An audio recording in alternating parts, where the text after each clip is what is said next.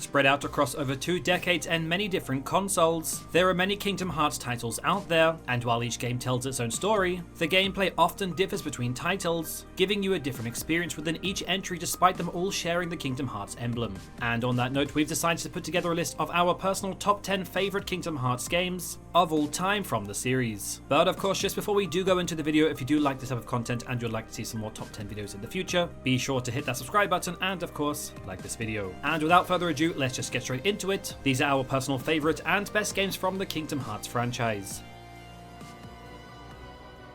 Number 10, Kingdom Hearts Recoded. With arguably the most uninteresting story in the series, Recoded features a data version of Sora, who essentially replays the majority of the events that transpired in the first game. The story is almost entirely inconsequential, and does little to advance the overall narrative of the series. Recoded was first released as a Japanese exclusive, before being remade for a wider audience on the DS. However, it was only the cutscenes from this game that made it into the remastered PS4 collection. Without any gameplay to supplement the repetitiveness and the uneventful story, it does become a little bit of a chore to have to sit through, and doesn't quite hold up to the same expectations as some of the other Kingdom Hearts titles. That said, it does have the storyline of Mickey It's Riku, where they put bugs in him, so there's always a silver lining. Number 9, Kingdom Hearts Dark Road. For a mobile game, Dark Road has a lot of content. It also gives you a completely new insight into the origin story of the series' main villain, Xehanort. You play as Xehanort in his youth, where he, alongside young Aqua, must search for the Lost Masters. As you travel across various Disney worlds, Xehanort begins to question his alignment with the light and looks towards the darkness. This game's strength lies in its story and unique perspective, as before this he was somewhat of a mysterious figure, with little known about who he was before his fall into the darkness. This game has a great story to tell, although it is a little bit of a shame that it's trapped within a mobile game and microtransactions.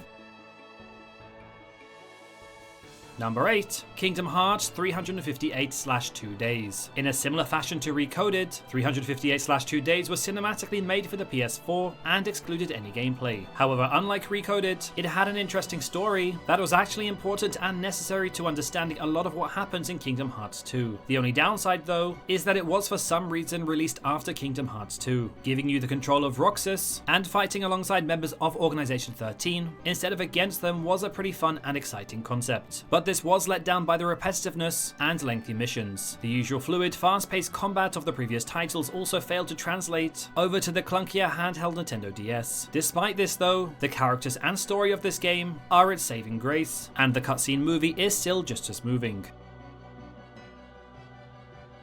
Number 7, Kingdom Hearts 3D Dream Drop Distance. The Kingdom Hearts series often gets a bad rep for its story being totally devoid of all comprehension, and with Dream Drop Distance, this is very much the case. In some ways, it's kind of like the developers didn't want to risk the story becoming too easy to understand, and in an attempt to cement its reputation, stretch the boundaries of its coherence with this game. On top of the bizarre story, there are near-force interactions with the Dream Eater companions, completely ruining its pacing, which was already difficult enough to keep track of. However, this game does offer a lot of fun gameplay, but the gameplay alone is not enough to carry the game.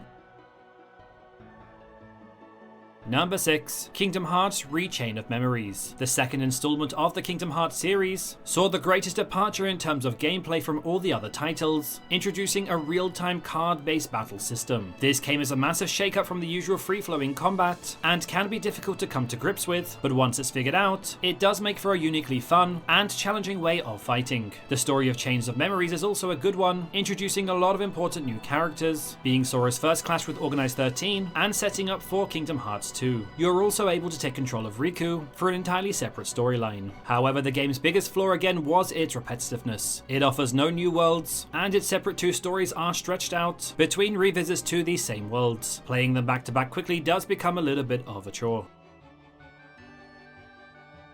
Number 5, Kingdom Hearts 0.2, Birth by Sleep, a fragmentary passage. Essentially a prologue for Kingdom Hearts 3, this game returned the series to a familiar, fluid combat system of the main titles. But this game was made even more enjoyable thanks to the graphics and visual effects, which had been elevated to a truly stunning level, which had never been associated before with the series. While most playthroughs only normally take around 3 to 4 hours, making this game undoubtedly one of the shortest games of the series, it still manages to deliver a compelling story that's meaningful to the entirety of the series. Number 4, Kingdom Hearts. Despite having the difficult job of blending Disney with Final Fantasy, Kingdom Hearts kicked the series into gear with an incredible first entry that opened up fantastic worlds filled with immediately recognizable and relatable characters, all while telling what is probably the most concise story in the series. For a game that launched in 2002, Kingdom Hearts holds up extremely well. The design of the small worlds does an excellent job of making them seem even bigger than what they actually are, although at the expense of the game being quite difficult to navigate. Although the combat system was way ahead of its time, and being able to utilize it in a classic Disney villains and the instantly iconic Heartless, this was a game unlike any other and still remains one of the best Kingdom Hearts games to date.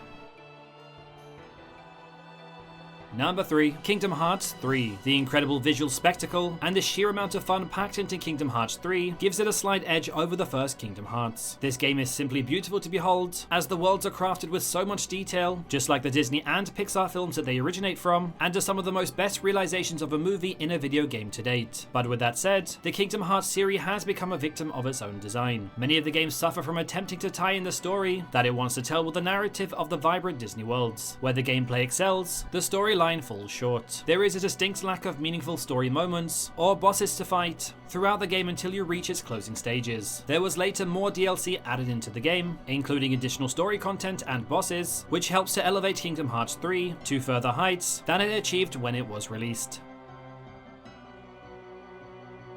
Number 2, Kingdom Hearts Birth by Sleep. The highly gripping, emotional, and surprisingly dark story told by Birth by Sleep makes this game stand out from the rest. Playing as 3 new characters, you explore worlds set before the events of all the other Kingdom Hearts titles, granting a lot of answers, while also creating its fair share of questions. The game also shares one of the most heartfelt scenes throughout the entire series. As you journey through Birth by Sleep and experience the storylines of all 3 characters, the same worlds will be revisited each time. However, the game does exceptionally well to avoid repetition by exploring different areas, fighting different enemies, unlocking unique character-specific abilities, and each time revealing more of the game's storyline.